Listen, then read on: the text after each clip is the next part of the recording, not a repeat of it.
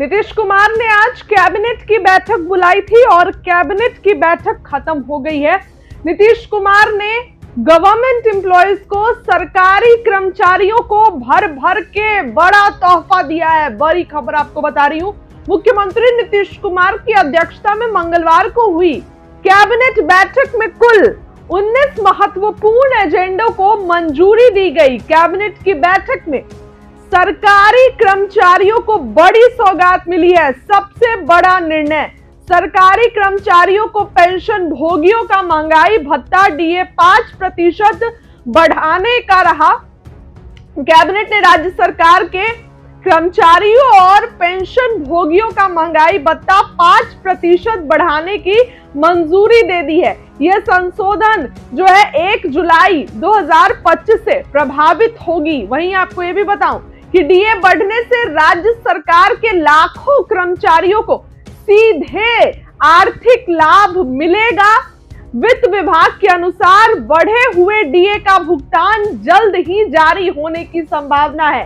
Cabinet की बैठक के अनुसार जो है वो सशर्तम केंद्रीय वेतनमान में वेतन और पेंशन प्राप्त कर रहे राज्य सरकार के सरकारी सेवकों और पेंशन भोगियों को अब 252% के स्थान पर 257% डीए मिलेगा। वहीं पंचम केंद्रीय वेतनमान में वेतन पेंशन प्राप्त कर रहे राज्य सरकार के सरकारी सेवकों और पेंशन भोगियों को 466% के स्थान पर 474% डीए मिलने जा रहा है।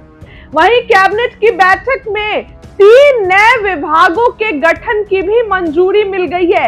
यानी बिहार सरकार में अब जो है वो 45 विभागों के अतिरिक्त 3 नए विभाग होंगे।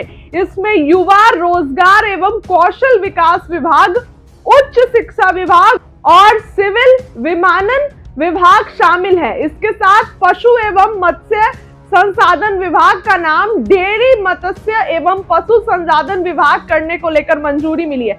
तो देखिए, नीतीश सरकार की कैबिनेट बैठक में तमाम एजेंडों पर मुहर लगी है, वो आपको एक एक करके बताएंगे।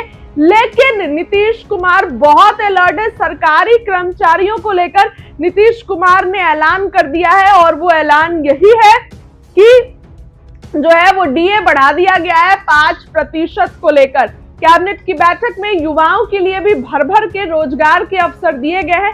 3 नए विभागों की मंजूरी भी दी गई है। फिलहाल उस खबर के लिए इतना ही। आपको क्या लगता है, कमेंट करके जरूर लिखें। नहीं, हम लोग को ऐसी जानकारी नहीं है। कुछ घर लगता है कि टूटे अखबारों में देख रहे हैं, लेकिन ये कोर्ट का निर्णय है, सरकार का कोई निर्णय नहीं है। सरकार तो उस निर्णय को इम्प्लीमेंट करा रही है और हमारे यहाँ नियम बना हुआ है, अगर किसी का गरीब का घर तोड़ना है और गरीब के पास अपने कोई जमीन नहीं है, वही जमीन है जिस पर वो बसा है, तो उनको हम राज्य के खजाने से 1 लाख रुपया देते हैं जमीन खरीदने के लिए। अगर सरकारी जमीन वहाँ है तो 5 डिसमिल जमीन देते हैं। घर बनाने के लिए 1,20,000 देते हैं। शौचालय बनाने के लिए 12,000 देते हैं। और मनरेगा का मजदूर है तो उसको 90 दिन और 95 दिन की मजदूरी देते हैं। लगभग 2.25 लाख रुपया एक गरीब को घर को तोड़ेंगे तो 2.25 लाख रुपया देके उनका घर भी बनवाएंगे। लेकिन जीतन राम मांझी क्यों इस तरह का सवाल खड़े कर? अब मालूम नहीं है कि उनका बयान हमने देखा नहीं है, लेकिन यही नियम है, यही प्रावधान है। लेकिन वो प्रावधान और नियम सब जानते हैं। अगर कोई बात उन्होंने कहा होगा तो हो सकता है कुछ अलग थलग की बात हो, लेकिन यही प्रावधान है बिहार की सरकार का। बिहार में रोजगार मॉडल, बिहार में नीतीश मॉडल 20 सालों से चल रहा है और इसी मॉडल के चलते आज बिहारी कहलाना स्वाभिमान का विषय है। 2005 से पहले बिहारी कहलाना अपमान था, विषय था। आज बिहार कहलाना, बिहारी कहलाना स्वाभिमान का विषय है। हर बिहारी आज अपने बिहार के नेता नीतीश कुमार जी पर गर्व करता है। जीतन राम मांझी ने शराबबंदी पर सवाल उठाया और उन्होंने कहा कि शराब माफिया है जो शराब से धन बना लिए, चुनाव भी लड़े और कई ऐसे लोग हैं शराब माफिया जो चुनाव जीत कर खरीदे। उसको तो चिन्हित करना चाहिए। जो शराब माफिया है, बालू माफिया है, उसके लिए तो हमारे डिप्टी सीएम बोल रहे हैं, दोनों डिप्टी सीएम बोल रहे हैं कि शराब माफिया, बालू माफिया और जो माफिया है उनको चिन्हित किया जा रहा है और चिन्हित करके कार्रवाई करेंगे। तो उनसे बात कर लीजिएगा डिप्टी सीएम से, तो पता चल जाएगा कि उनको माफिया का लिस्ट उनके सामने आया है। लेकिन सवाल तो जीतन राम मांझी लगातार उठा रहे हैं ना। तो जीतन राम मांझी जी सवाल उठा रहे हैं तो उसका काम तो सरकार करेगी ना। तो सरकार के जब डिप्टी चीफ मिनिस्टर बोल रहे हैं कि इन माफियाओं को हम किसी भी कीमत पर बर्दाश्त नहीं करेंगे, तो उनका एक छोटा इंटरव्यू ले लीजिएगा तो पता चल जाएगा कितने लोग माफियाओं की लिस्ट में हैं बिहार में। जो इन मुद्दों को तेजस्वी ने उठाया उसी मुद्दे को मांझी जी ने भी पकड़ लिया है। देखा नहीं हमने, चलता रहता है ये सब। अच्छा, बिहार में चुनाव हुआ, कांग्रेस और आरजेडी आमने सामने हो गया और कांग्रेस के नेता कह रहे हैं जब दोनों गठबंधन में रहेंगे तो चुनाव नहीं लड़ेंगे। अब उनकी इच्छा, वो पॉलिटिकल पार्टी चलाते हैं, उनकी इच्छा किस तरह से उनके साथ रहेंगे, किस तरह से मुंह फुलाएंगे, किस तरह से हंसी करेंगे, वो तो उनका विषय है, वो तय करेंगे। देश का कोई राज नहीं लगा सकता है। 1,20,000 शिक्षक एक बार बहाल किए गए, इतनी बहाली देश के किसी राज्य में नहीं हुआ। 44,000 से ज्यादा लड़कियों को पुलिस में भर्ती किया गया, डीएसपी बनाया गया, दरोगा बनाया गया, सिपाही बनाया गया, इतनी बहाली किसी देश के किसी राज्य में नहीं हुआ।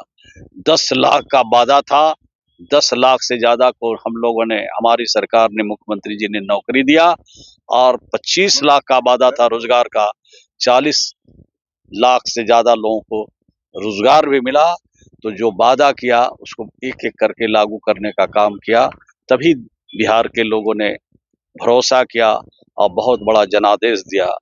दूसरी कैबिनेट है, उसमें जो फैसला होगा, जो निर्णय होगा, जो कैबिनेट से प्रस्ताव पारित होंगे, उसके लिए प्रेस कॉन्फ्रेंस होता रहता है।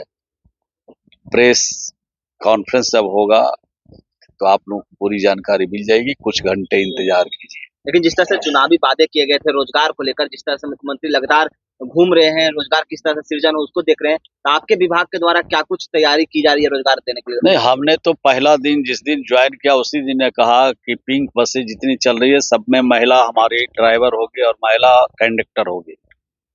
तो हमने तो महिलाओं को प्राथमिकता दिया है, जीविका की दीदियों को आमंत्रित किया है, और उसके साथ साथ अन्य महिलाएं भी अगर इस काम में लगना चाहती है तो 15 तारीख तक पोर्टल खुला हुआ है, आवेदन देंगे। जो प्रशिक्षित है उनको सीधा ड्राइवर का काम देंगे, जो प्रशिक्षित नहीं है उनको ट्रेनिंग देकर के उनको बसों पर संचालन का जिम्मा देंगे। बिहार की सरकार और बिहार के मुख्यमंत्री जी लगातार, जब से बिहार में उनको बिहार के लोगों ने मौका दिया शासन करने का, तब से लगातार बिहार में नौकरी और रोजगार के क्षेत्र में काम किया है। और हम लोगों ने जो काम किया है